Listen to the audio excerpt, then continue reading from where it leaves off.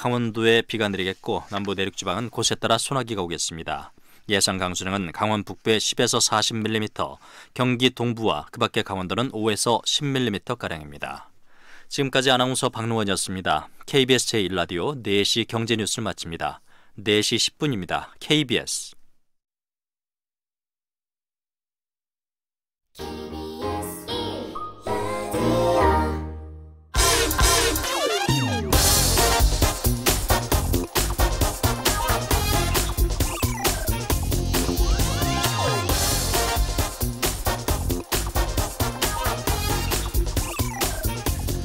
확인되지도 않은 별별 억측들이 나오고 있습니다. 일본 은행이 신용장을 안 써주면 한국 기업들이 수출입 무역을 못한다. 그래서 일본이 신용장 안 써준다면 그건 화이트리스트 배제보다 큰일이다. 제2의 IMF가 올 수 있다. 지난 5일 호사카 유지 교수의 말을 빌린 중앙일보 관련 기사를 읽어보면 정말 그렇게 들립니다. 나중에 확인해보니까 호사카 유지 교수는 일본 우익 정치인들이 그런 말을 하고 다닌다고 말했는데 그 앞말은 쏙 빼고 중앙일보가 마치 호사카 유지 교수가 그런 말을 직접 한 것처럼 보도했던 것이거더라고요. 심지어는 이 발언을 가지고 검증을 하고 금융위원회에서 그런 일은 일어날 가능성이 적다고 점잖게 대답까지 했던데요. 황당합니다. 제가 보기에는 그냥 무지한 소리입니다. 대체 일본이 신용장을 써주는 것과 우리 기업들이 중국, 미국 등에 수출하는 것이 어떤 관련이 있죠? 신용장은 수출입을 하는 상대방 나라, 우리나라 은행들이 써주는 것입니다. 우리가 일본과 수출입할 때는 일본 은행들이 신용장을 쓰기도 합니다만은 다른 나라와 교역을 하는데 일본 은행들이 신용장을 써주는 경우가 있나요? 수출입 무역하는 분들에게 물어보십시오. 그런 경우가 있는지, 왜 이런 황당무계한 이야기까지 언론에서 이야기되는 것인지 모르겠습니다. 경제 상황이 좋지 않을수록 검증된 이야기, 확인된 팩트를 가지고 보도해야 하는 것 아닌가요? 그냥 받아쓰기만 하고 나는 몰라요, 저 사람이 그렇게 말했어요 라고 하면 왜 기자라는 직업이 필요하죠? 안녕하십니까. 세상에 이익이 되는 방송 최경영의 경제쇼 출발합니다. 오늘은 경제 퀴즈가 없습니다. 아주 중요한 분 두 분을 모시기 힘든 분 두 분을 모셔서 이야기를 하는데 시간이 좀 부족할 것 같아서요. 유튜브로도 실시간 생중계되고 있습니다. 최경영의 경제쇼 함께 해주시기 바랍니다. 고맙습니다.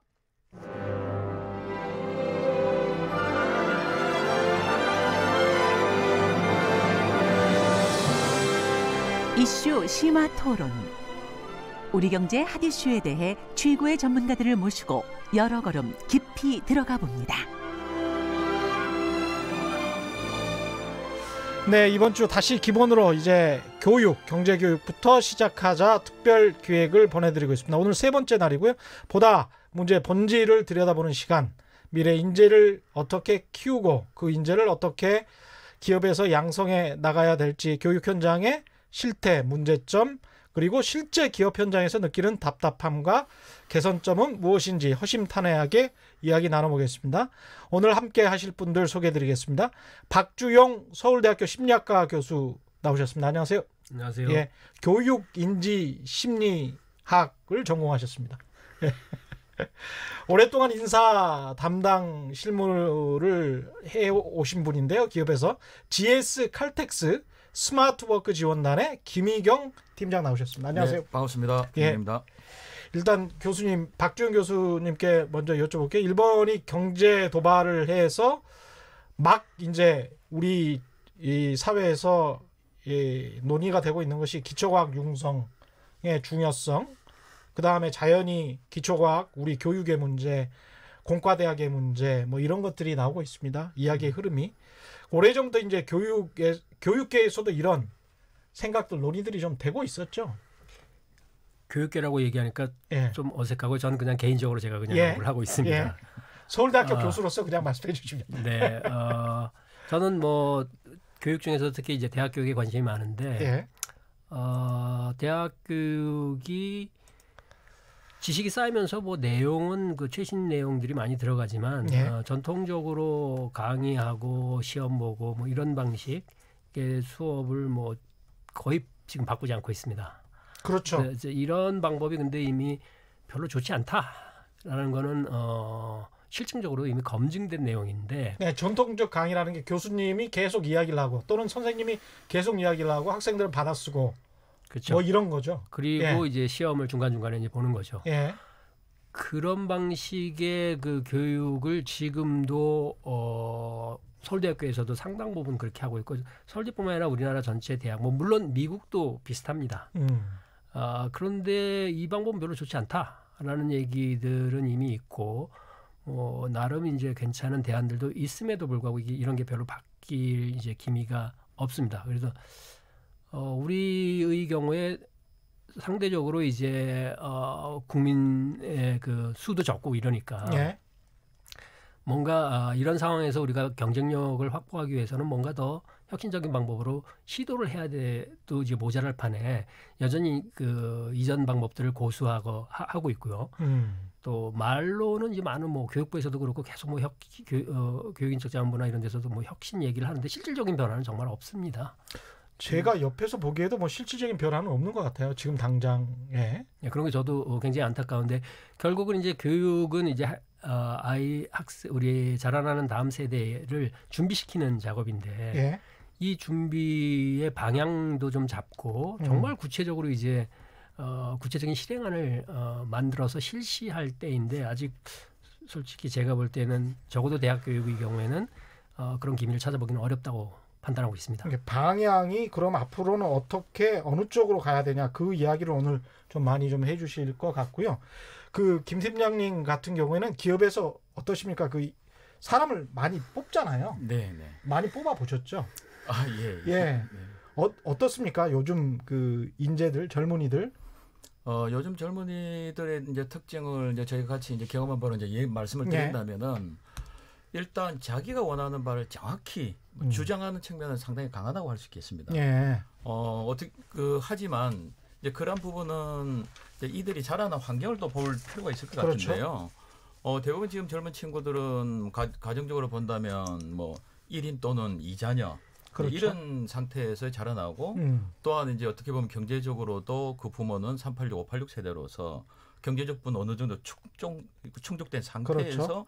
자라나서 이 친구들이 어렸을 때부터 원하는 거는 어떻게 보면 적극적으로 주장도 하고 그런 원하는 것을 어떻게 보면 이전에 어떤 세대보다도 수월하게 그 욕구를 충족됐기 때문에 그러한 부분에 대해서는 상당히 어떻게 보면 뭐 혜택받은 세대라 그럴까요? 뭐 그렇게 이제 바라볼 수는 있을 것 같습니다. 주장을 하는 것은 자연스럽다. 예. 그런데 이제 어떻게 보면 주장하고 본인이 원하는 부분에 대해서는 적극성을 상당히 많이 띠는 부분은 있으나 자신의 어떤 관심 받기라든지 자신이 원하지 않는 부분에 대해서는 상당히 어떻게 보면 그 어떤 관심의 정도가 툭 떨어져서 이제 그런 부분에 대해서는 저희들이 좀 아쉬워하는 부분이 그러니까 조직이 원하는 부분에 관해서는 별로 만약에 개인의 원하는 부분과 조직이 원하는 부분이 다르다면 조직이 원하는 부분에 관해서는 관심이 없다. 아무래도 이전 세대보다는 훨씬. 저희 386, 586 세대는 뭐 안 되면 대기하라. 뭐 이런 정신을 가지고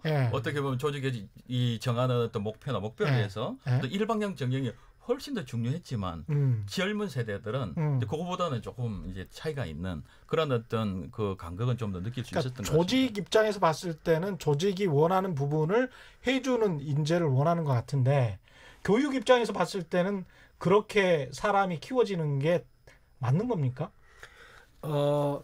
교육의 어원 자체가 뭐냐면 이제 안에 있는 걸 끌어내는 거거든요. 끌어내는 건데 우리는 그동안 끌어낼 시간도 주지도 않고 막 집어넣습니다. 그 다음에 막 집어넣은 다음에 집어넣는다는 게 지식을 집어넣고 뭐 어렸을 때는 부모들이 원하는 걸 집어넣죠. 이렇게 해라 저렇게 해라. 이런 너는 의사가 되라 변호사가 되라 뭐 이런 거. 뭐 그런 것까지 포함해서 굉장히 많은 걸 이제 집어넣어서 아이들이 스스로 생각하고 내가 뭘 좋아하지? 내가 뭘 잘하지? 이런 거를 생각할 충분한 시간도 주지 않은 채 이거 해라 저거 해라 이거 되라 저거 되라 이런 식의 그 강요 예. 뭐 이런 것들이 그 우리 사회 전반에 예. 만연해 있죠. 교육이 이제 교육에서 그렇고요. 그렇게 해서 교육을 받으면 예. 그래서 취직을 해 예. 어렵게. 예. 그 다음에는 거기서 또 이제 이거 해라 저거 해라 굉장히 많죠. 그리고 사실은 조직은 어쩔 수 없이 위계가 있고요. 그런 부분이 그렇죠. 있기는 있습니다. 예. 그런데 우리는 그런 부분이 다른 나라에 비해서 나중에 뭐 필요하시면 제가 이제 자료를 좀 드릴 텐데 뭐 제시할 텐데 실제로 이제 한국민을 대상으로 우리나라 국민들 다른 나라와 이제 비교를 해보면 그 자율성이 확실히 떨어진다. 이런 얘기들이 아주 굉장히 뭐 반복적으로 확인이 되고 있습니다. 자율성이 떨어진다. 일하는 장면에서도 이제 예. 자율성 떨어지고요. 예. 스스로 알아서 뭘 이렇게 찾아서 하는 기회가 별로 없다. 그리고 뭔가 새로운 걸 배워서 해야겠다. 이런 뭐 시간적인 여유도 없고 마음의 여유도 없다는 겁니다. 그러니까 지금의 학생들이나 젊은이들을 한다면 판단한다면 주체적으로 생각하는 능력이 떨어지고 자율성이 떨어진다.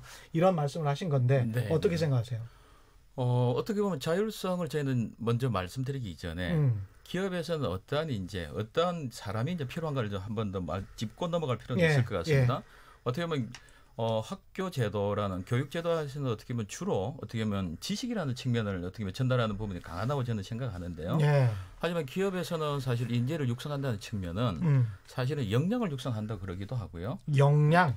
역량 영어로는 이제 competency라고 이제 우리가 보통 얘기도 하는데요. 이 competency는 또 영어 약자로 KSA라고도 저희들 보통 얘기도 KSA. K는 지식, knowledge고요. S는 스킬, 기술. 이렇게 말씀드릴 수 있고 A는 attitude 또는 aptitude라고 태도 또는 적성 이렇게 이 종합적인 이 기업에서는 가장 어떻게 보면 이 중점을 두는 게 성과 창출이거든요. 그 성과를 창출하기 위해서는 그 각각의 이제 기업에 들어온 인재들이 제대로 된 가치관, 창의성이라든지 도전 의식을 가지고 이 각각의 자기가 속한 기능에서 필요한 이 스킬, 기술을 발휘하는 그리고 필요한 지식을 가지고 이렇게 종합적인 어떤 이 지식과 기술과 이 가치관이 이 발휘되는 거기에 물론 이제 이 태도나 적성의 자율성 매우 현재는 더더군다나 21세기 4차 산업혁명 시대에 더 중요하게 이게 중요하기는 합니까? 아니 왜냐하면 우리나라 그 산업 구조 자체가 아직도 이제 조립 생산 위주의 대량 생산 체제 위주잖아요. 그래서 우리가 부품 소재 산업을 이렇게 일본에게 당하고 나서 보면 자율적으로 창의적으로 본인이 스스로 찾아서 하는 그리고 꾸준히 하는 10년, 20년 동안 꾸준히 하는 그런 인재가 없었다. 그런 환경이 조성되지 않았기 때문에 우리가 이렇게 당하는 거 아니냐. 이런 이야기가 나오고 있는 거 아닙니까? 저는 그 부분에서 전적으로 동감합니다. 그렇죠. 근데 이제 기업에서 대량 생산이나 조립 생산만 집중하다 보니 사람들을 오히려 수동적으로 만들어 왔던 거 아닌가.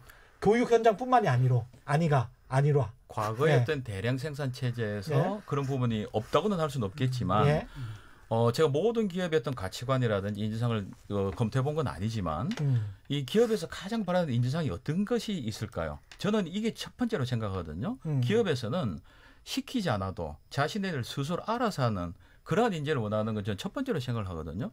그런 측면에 있어서는 어떠한 기업도 그 자율성이 중요하다는 거는 뭐 두말할 나위가 없을 것 같습니다. 그렇죠.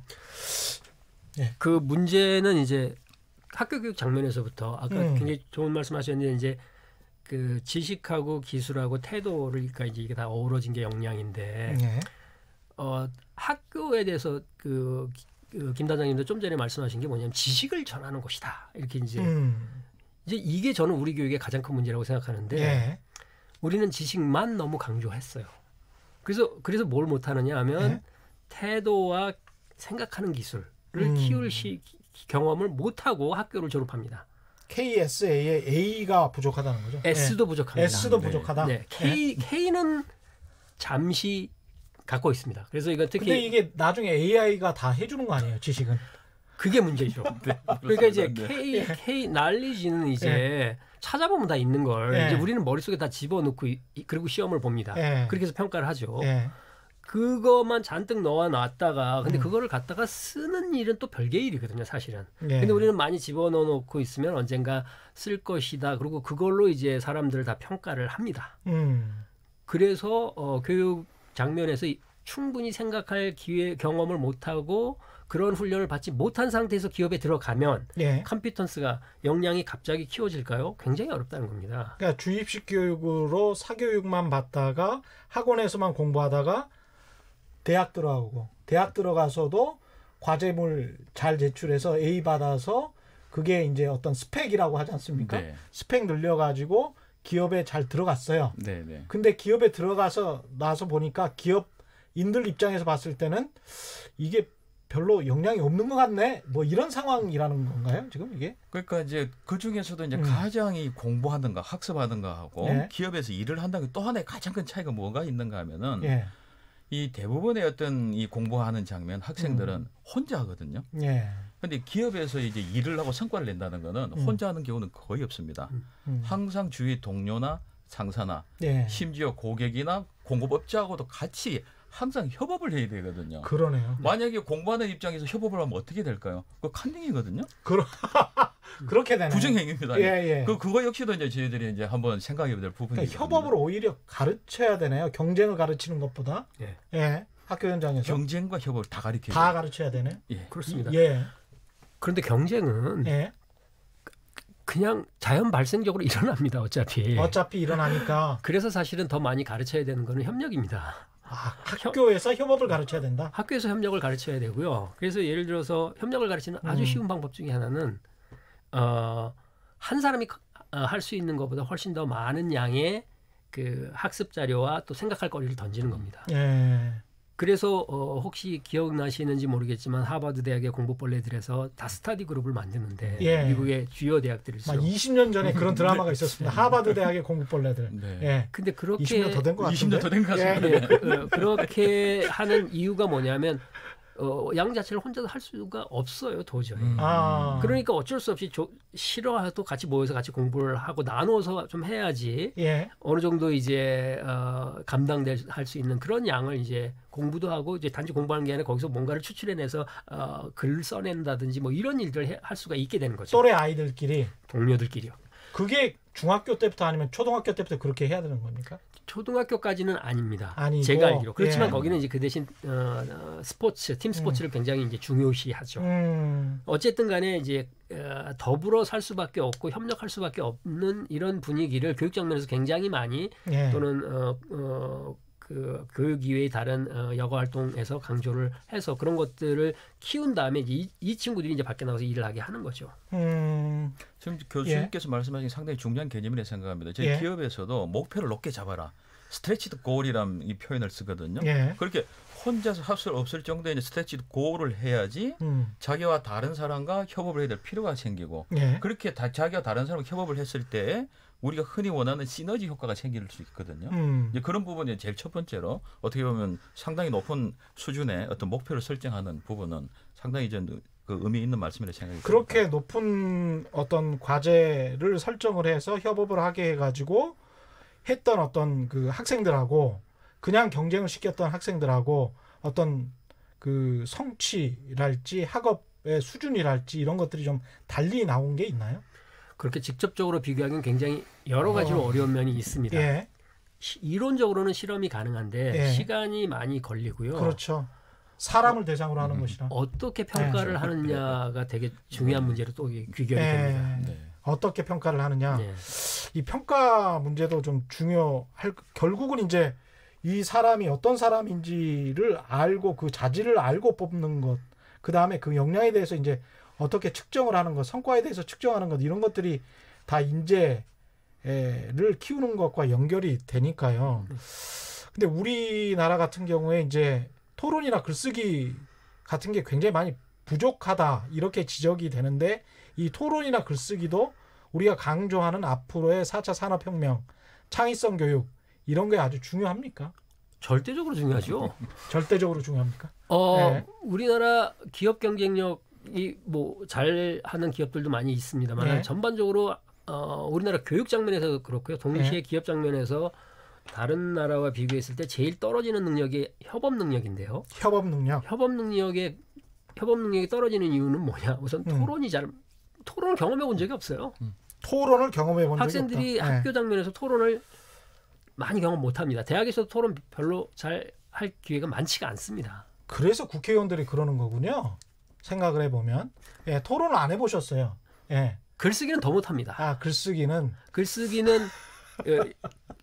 그 국가 간 역량 비교를 해보면 글쓰기는 정말 떨어지는 역량 중에 하나입니다. 아마 모 기업에서 일하셨던 분이 저랑 같이 뭐 이런저런 얘기하시다가 하도 답답해가지고 모든 임원한테 책을 사서 글쓰기 책을 사서 나눠준 적도 있었다고 그런 말씀도 하십니다. 그러니까 굉장히 국내 유수의 기업임에도 불구하고 그러네요. 과장급 이상 임원급들은 뭐 이렇게 글을 잘 못 쓴다. 너무 답답해서 글쓰기 책을 하나씩 사주고 그거 훈련을 하라고 이제 이야기했습니다. 토론이나 글쓰기가 기업들에게도 중요합니까? 전 절대적으로 중요하다고 생각합니다. 아까 말씀드린 역량이라는 지식과 기술과 태도가 다 들어가 있다고 보거든요. 예. 지금 토론과 글쓰기는 일단 기술이거든요. 스킬입니다. 그렇군요. 그리고 토론과 기술을 하면서 그냥 백지 상태에서 하진 않지 않겠습니까? 예. 그 안에 전달되는 지식이 있습니다. 거기 인문과학이든 사회과학이든 엔지니어적이든 분명히 그 안에 지식이 흘러갈 거고요. 그리고 글쓰기 할 때는 어떤 논리성, 탁월의 어떤 그런 가치가 들어갈 거고요. 이 토론을 할 때는 당연히 협업, 협동 이런 어떤 태도나 가치도 같이 이게 학습이 되는 부분이 있기 때문에 그 부분은 기업 입장에서도 상당히 바람직하다고 보고 있는 학습 방법일 것 같습니다. 그러네요. 근데 이제 그런 인재들이 없는 건지 그런 사회가 아닌 건지 그게 뭐 닭이 먼저인지 달걀이 먼저인지 그런 생각도 들고요. 교육에서 충분히 그런 교육 과정에서 그런 훈련을 못 받아서 올라가면 그 기업에서는 여전히 뭐 예외적인 기업들이 있지만 전반적으로 예컨대 지난 2016년에 대한상공회의소하고 맥킨지라는 회사에서 국내 기업 100대 기업을 대상으로 4만 명을 대상으로 설문조사를 했습니다. 거기서 나온 아주 회의는 어떻게 하느냐. 다 모인 다음에 리더들만 일방적으로 떠들고 결론 없이 끝난다. 이게 이제 한 결과 중이니까 회의가 잘 안 이루어진다는 거고요. 그다음에 업무의 방향성, 일을 이렇게 해봐라 이런 지시가 없는 상태에서 한번 알아서 해보세요. 그리고 가져가면 그건 아니잖아. 뭐 이런 식의 이제 피드백이 계속 이제 오니까 전략적인 그런 업무 지시가 없고요. 전략적인 업무 지시가 없다. 이거는 이제 제 얘기가 아니라 그 보고서에 이제 나왔던 거를 제가 간략히 그냥 소개해드리면 이제 그렇다는 겁니다. 그래서 또 자율성이 없는 의사결정. 하라는 대로 하든지 아니면 했던 대로 해라 이거고요. 그리고 결과적으로 이제 성과가 별로 안 좋다라는 게 하라는 대로 하든지 했던 대로 해라. 이 표현들은 전부 다 그 보고서에서 나온 말입니다. 그래서 젊은 세대는 일하기 싫어증, 이때 싫어증은 좋아하지 않는다는 의미의 싫어증입니다. 그 위로 올라가면 올라갈수록 그분들은 이제 뭐 우리 조직은 잘 돌아가잖아. 이 정도면 잘하고 있지 않아? 이런 그 반응을 합니다. 윗사람들은 하던 대로 하고 있는 거니까. 그렇죠. 편안하고 안심이 되는 거네요. 업무도 비교적 합리적이고 자율성도 있고 동기부여도 충분히 이루어지고 있다라는 게 거의 사원급과 임원급들은 거의 2배 이상 차이가 납니다. 점수상으로는. 우리는 한 30% 정도 잘 되고 있어요라고 얘기하는데 임원급들은 한 65% 정도로 그냥 잘하고 있어요. 이렇게 다르더라고요. 그러니까 밑에 사람들이 생각하는 거하고 윗사람들이 생각하는 거하고 어떤 조직에서든 밑에 사람들은 회사 망할 것 같은데 뭐 이렇게 생각하고 있고 윗사람들 그리고 자기의 창의성이나 자율성을 전혀 확보해주지 못하고 있다라고 항상 불만을 토로하고 윗사람들은 아랫사람들이 일을 못한다 이렇게 이야기를 하고 어떻게 생각하세요? 그게 어떻게 보면 이제 세대 간의 갭이라고도 할 수 있는 것 같고요. 일단 교수님께서 말씀하신 이 회의가 제대로 안 된다, 방향 설정이 제대로 안 된다, 어떻게 보면 자율성 없는 의사결정이 있다라는 부분은 상당히 어떻게 보면 저희들 기업에서도 뼈아프게 생각하고 이건 어떻게 보면 크게 봐서는 리더십 영역이라고 저희들 보고 있거든요. 그래서 특히 회의라는 장면은 의사소통이 어떻게 보면 총합니다. 아까 토론, 발표 이런 것들이 다 어우러져서 나는 장면이기 때문에 저희들이 이제 회의가 안 된다. 단순하게 이렇게 얘기할 게 아니고 그 안에는 사실은 이 인간관계 기술, 의사소통 기술, 리더십 이런 것들이 다 복합적으로 드러나는 부분이기 때문에 회의가 안 되면 사실 리더의 문제가 있는 거네요. 그러면 꼭 저는 뭐 리더만을 비난하고 싶지는 않습니다. 왜냐하면 이 사람과 사람의 관계이기 때문에 리더 팔로우 양쪽에 다 문제가 있는데 하지만 저는 개선 방안을 만들어라. 그런다면 리더부터. 그거는 명확합니다. 네, 개선 방안을 만들려면 리더부터. 연구 결과는 회의에 참석하는 부하 직원이 약간의 도움은 줄 수 있으나 결국은 리더십이 제일 중요하다라는 게 이제 회의 연구자들의 공통된 의견입니다. 결국은 기업 회장님부터 잘해야 되는 수밖에 없는 거네요. 개선안을 찾으려면. 왜냐하면 리더십이라는 게 캐스케이딩 효과라는 게 있거든요. 어떻게 보면 분수 효과. 그렇죠. 위에서 한 바퀴 돌면 밑에는 10바퀴 돌 거고 그 밑에는 100바퀴 도는 톱니바퀴로 본다면 이 조직이라는 걸 하이라키로 본다면 맨 위에서는 의사결정을 한 클릭을 돌리면 그 밑에 있는 나사는 10바퀴가 돌 거고 맨 밑에 있는 바퀴는 돌아가는 속도를 하면 그렇게 계산해 본다면 위에서 리더들이 먼저 솔선수범하는 게 그 조직의 어떤 문화나 인재를 육성하는 데 무척 중요하다고 할 수 있겠습니다. 위에서 솔선수범하고 실천으로 보이는 게 회의도 그렇고 작은 회의 단위에서도 그렇고 결국은 회사 역량을 키우는 데도 아주 도움이 된다. 아주 그럼에도 불구하고 학교에서는 선생님이나 교수가 정보를 일방적으로 전달하고 회사에서는 회의에서 위에 계신 분들이 이제 아래 직원들에게 지시를 내리거나 이런 일들이 그 공통적으로 일어납니다. 그러니까 결국은 교육 장면에서도 상대적으로 위계적인 문화가 강하고요. 우리나라 조직 현장에서도 여전히 위계적인 부분이 아주 강하게 작동을 하기 때문에 이 부분에 있어서 조금 더 그 구성원들에게 자율성도 제공할 수 있고 뭐 이런 부분들을 이제 고민해야 될다라고 이제 생각합니다. 저도 그 부분에 대해서 교수님 전적으로 동감을 하는데요. 어떻게 보면 회의 장면에서 이제 리더가 얘기를 할 때 구성원들이 받아만 적는다. 머리 푹 숙이고 그 조직의 문화는 상당히 어떻게 보면 판단이 될 수 있을 것 같고 반면에 좋은 조직의 문화는 그런 회의 장면에서 구성원들이 모르면 모른다. 손들어 정확히 얘기할 수 있는 그 문화가 매우 무척 좋은 문화. 그렇죠. GS 칼텍스 같은 경우는 그렇습니다. 사실은 이게 아주 우량한 문화인데요. 저 이러한 그 팀을 운영하는 그 강모 이제 리더였는데요. 그분이 운영하는 팀은 진짜 팀원들이 회의할 때 이 팀장이 얘기하도 잘 모르겠습니다. 손 들고 얘기하는 경우는 저는 지켜봤습니다. 그리고 그 리더는 매우 나중에도 잘 됐습니다. 그래요? 그런 문화를 구축한 리더는. 근데 너무 막 이렇게 질문하고 막 그 소란스럽게 이런저런 이야기하면 뭐 혼란스럽지 않을까요? 우리는 이런 게 있습니다. 어떤 의사결정을 하기 전에는 수평적으로 자율적으로 하고 만약 의사결정이 내려난 후에는 그렇게 하면 안 되죠. 내려지고 난 다음에는 모든 사람이 동의하고 그거는 무조건 따라야 된다는 거죠. 결정이 한번 결정이 되면 결정되기까지는 그 다른 나라 기업들 이야기 아까 이제 그 사실은 그 저희가 스튜디오 들어오기 전에 구글 이야기를 잠깐 했었잖아요. 구글의 채용 문화랄지 이런 것들은 아주 혁신적이고 전혀 다르던데 구글은 어떤 식입니까? 구글은 예를 들어서 뭐 이거는 뭐 라즈로 보길라고 이제 2014년에 이분이 이제 실제로 거기서 인사 담당 책임자로서 10년 이상 일을 한 다음에 쓴 책이에요. 그래서 우리는 이렇게 일한다. 거기서 강조하는 게 우리는 뽑아서 교육하는 것보다 채용에 돈을 훨씬 더 많이 쓴다. 그래서 뽑아서 교육하는 것보다 채용에 돈을 훨씬 더 많이 쓴다. 그래서 실제로 이 사람들이 사람 한 명을 뽑기 위해서 보통 15번에서 25번 정도의 인터뷰를 합니다.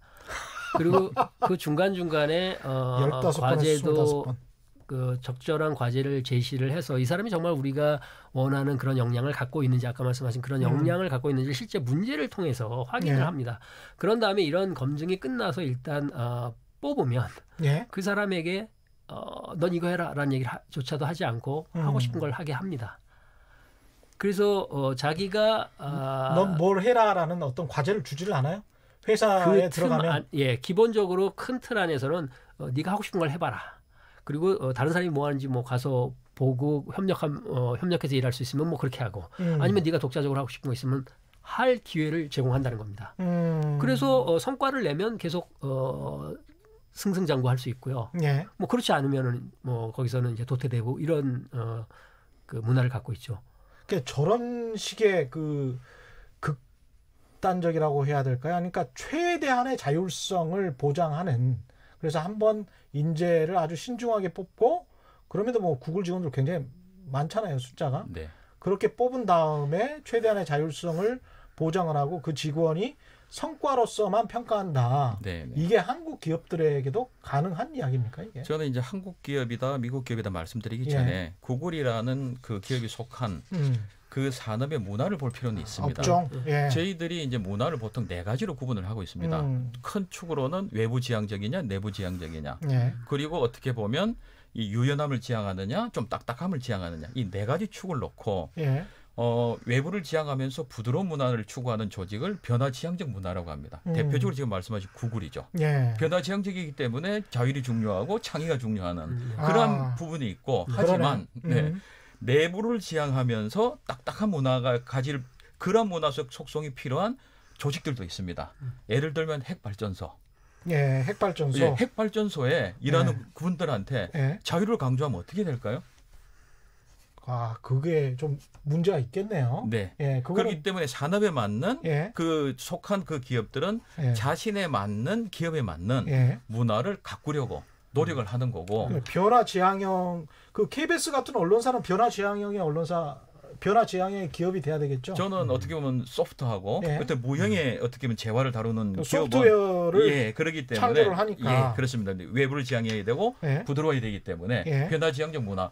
영어로는 에드하크라시라고 얘기를 하던데요. 이제 그런 문화를 지향해야 된다고 저는 생각을 합니다. 뭐 일견 그 김 단장님 말씀에 동의하지만 실제로 이것도 이제 많이 드는 비유인데 사례인데요. 네이비실하고 미국의 델타포스의 그 구성 방식과 운영 방식이 아주 다릅니다.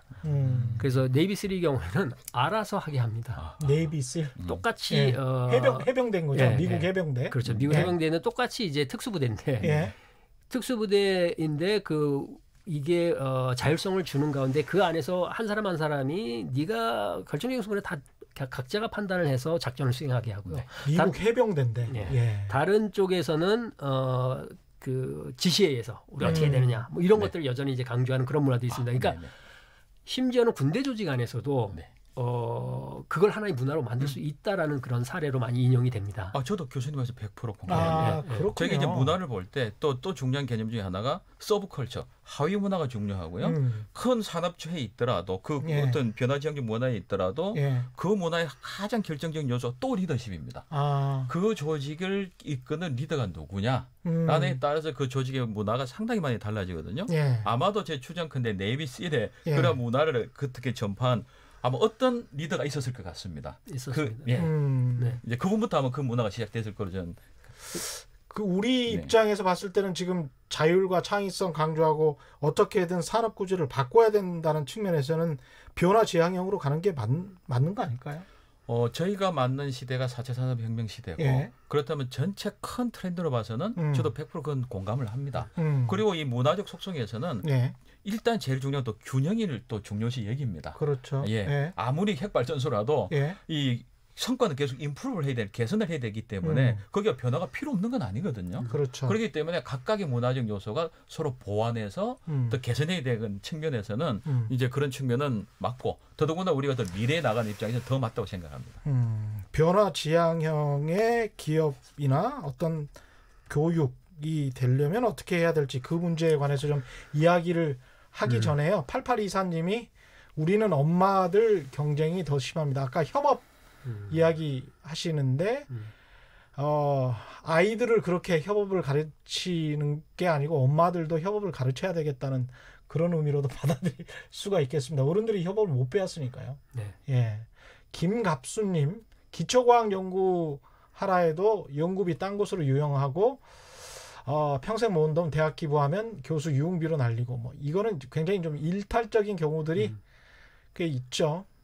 그런 거는 이제 저희가 부정부패와 관련되는 것이니까요. 공무원 처음 들어와서 배우는 것은 예산 어떻게 자의적이고 창의적으로 유용하는 것부터 배우네요. 인재 양성에서 중요한 것은 도덕성과 윤리 같아요. 도덕성과 윤리 그것도 중요한 말씀이고요. 김병철님 대부분의 중소기업에서는 회장이 결론을 다 정해놓고 회의합니다. 그리고 나서 어느 임원이 자기의 답과 가까운 의견을 얘기하면 그걸로 평가한다. 뭐 이런 말씀인데 이런 모습은 굉장히 많이 봤습니다. 제가. 네. 하지만 저런 분들이 항상 하시는 말씀이 자기하고 일하는 부하 직원들이 역량이 없다. 맞아요. 이런 또 네. 이유를 또 대시죠. 그리고 이제 자기 생각을 미리 읽고 그냥 딸랑딸랑이라고 우리가 이야기하잖아요. 이렇게 딸랑딸랑 해준 그 임원이나 직원한테는 굉장히 인사고과를 높게 평가해주고 뭐 이렇지 않습니까? 맞습니다. 예. 그래서 평가가 바뀌어야 됩니다.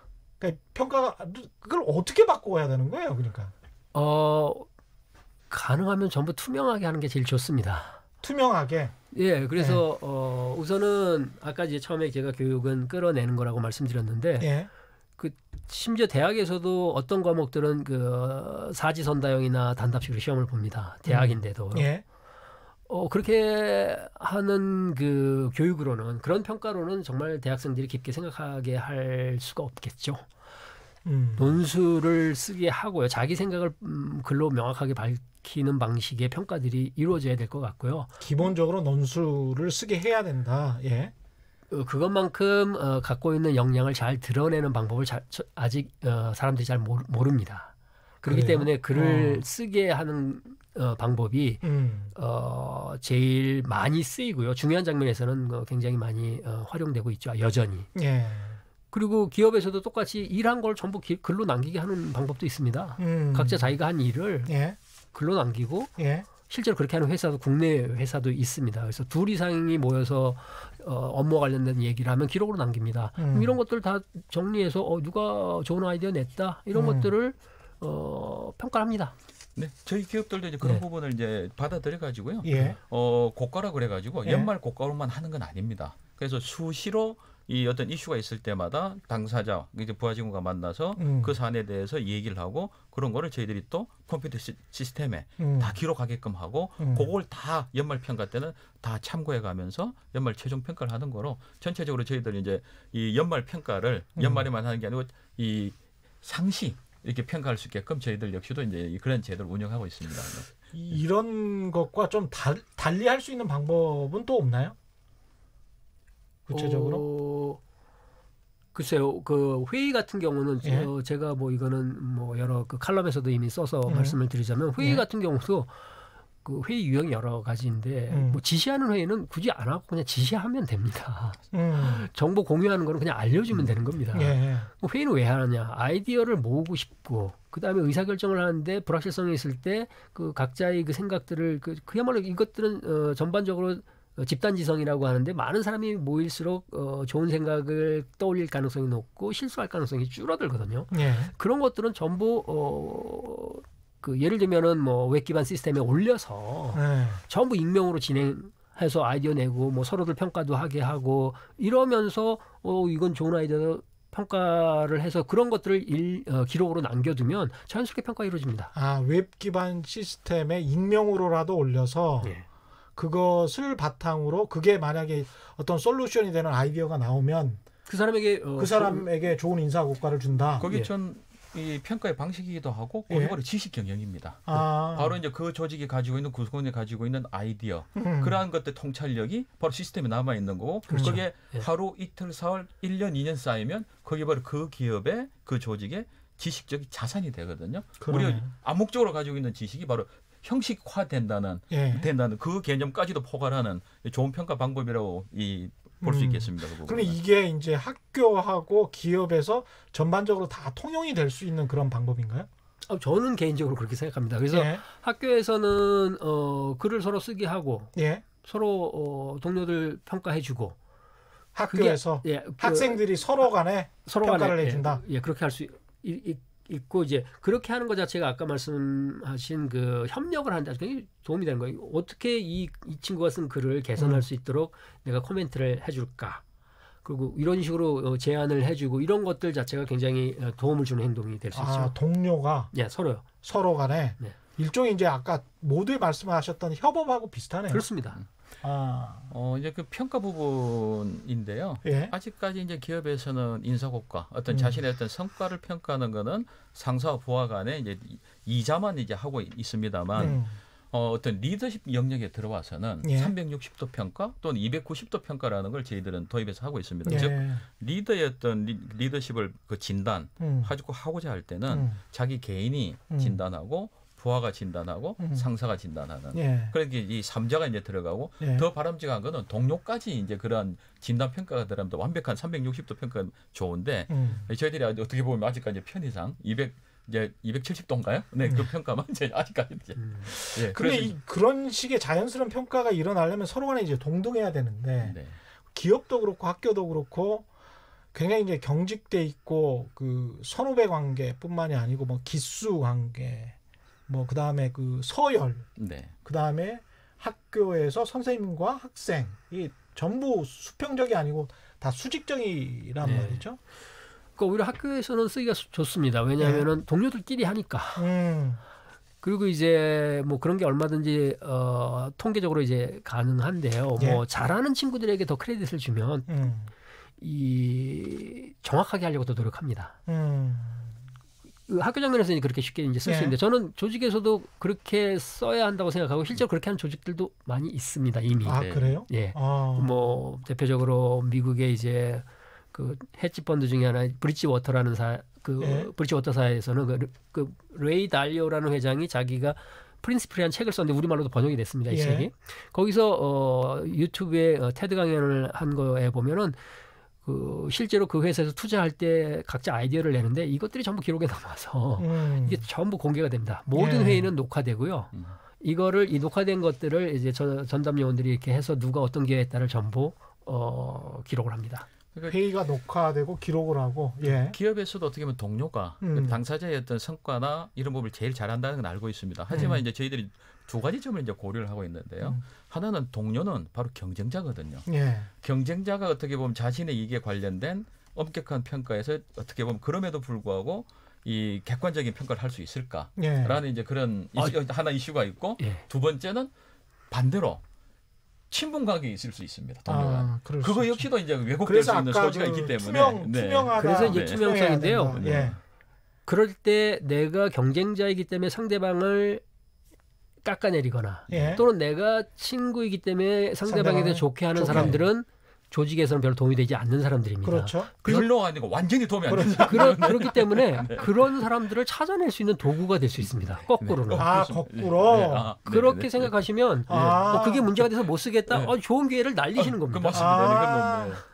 그래서 부작용을 생각하는 것보다는 오히려 그 부작용을 통해서 그런 사람들을 오히려 조직으로부터 그 소외시키거나 여기 아까 말씀하신 다시 재교육시키거나 이럴 그렇죠. 태도를 볼 수 있는 자연스러운 방법 중에 하나입니다. 가장 중요한 게 정직성이거든요. 그 정직성을 볼 수 있는 아주 좋은 방법이라고 저도 생각합니다. 이 회의에 관해서는 그 상당히 많은 청취자분들이 느끼시는 게 많은가 봐요. 핫쌤님 학교에서 회의 한번 해보세요. 숨 막혀 죽습니다. 뭐 이런 말씀하셨고요. 7579님 아직도 우리 사회가 그렇습니다. 저희 회사 부회장이라는 사람은 공장에 오면 트집 잡을 거 없나 하고 인상만 쓰고 다니네요. 직원들을 잠재적 도둑으로 생각하나 봐요. 차량 트렁크도 확인하라고 합니다. 이거는 개인의 일탈이 좀 심하네요. 강성도님 리더와 리더 주변 사람 외에는 일체 발언권이 없어요. 하위직이 암만 말해도 반영이 안 되는 게 현실이고요. 전형민님은 교수는 고리만 잡고 제자 길러내거나 새로운 기술을 가르치지 못하고 대학 교재도 원서 겉핥기다. 학점 경쟁하다 졸업한다. 특히 공대 이런 말씀하셨습니다. 공대 이야기 하셨기 때문에 일본 경제 도발로 이제 저희가 좀 정리를 해야 되는데요. 3252번님이 이미 이런 문자를 주셨어요. 일본 경제 도발로 개인적인 의견이지만 우리가 더 도약하려면 대학 진학 이거 변화가 돼야 되는데 우수한 인재들이 의대, 로스쿨로 몰리는데 선진국에 진입하려면 공대나 이과대의 우수한 인재가 많이 지원할 수 있는 사회적 분위기, 시스템 이게 필요한 것 같은데 이거 어떻게 보시는지요? 어떤 하우투에 관해서만 간략하게 말씀해 주십시오. 이거 해결책 없습니다. 해결책 없어요? 이거는 미국도 똑같습니다. 미국도 똑같습니까? 미국도 로스쿨 의대 가는데요. 저는 그 다음에 온 공대생들 또 다른 대학 우리 뭐 저희가 있는 인문사회과학 대학에 오는 학생들을 저는 잘 가르치는 게 중요하다고 생각합니다. 잘 가르친다는 게 지금처럼 지식이 아니라 예. 정말 그 친구들이 지식뿐만 아니라 생각도 하고 협력도 할 수 있는 그런 교육을 받고 나가서 예. 그리고 사실은 저는 기업에 요청하고 싶은 거는 그런 식으로 뽑아달라는 겁니다. 대학에서 이렇게 교육했는데 기업에서 또 똑같이 지금 예를 들어서 백문항을 뭐 80분에 풀게 하는지 이런 식의 한 문제당 1분이 안 걸리는 문항으로 지금 사람을 뽑습니다. 예. 상당수를 그렇게 해서 이제 먼저 걸러내죠. 예. 그다음에 뭐 심층 면접 이런 것들을 하는데 기업에서도 그러니까 똑같이 이렇게 얘 정말 생각 제대로 할 수 있는 애야? 이런 거를 뽑으면 저는 그런 기업들 발전할 거라고 생각합니다. 왜 그렇게 안 하는지 이해가 안 갑니다. 김영남 팀장님 말씀하실 기회가 없으실 것 같아요. 20초밖에 안 남았습니다. 오늘 두 분 말씀 감사하고요. 박주영 서울대학교 심리학과 교수, GS칼텍스 스마트 워크 지원단의 김희경 팀장과 함께했습니다. 저는 KBS 최경룡 기자였고요. 지금까지 세상이 이익이 되는 방송 최경룡의 경제이슈였습니다. 고맙습니다.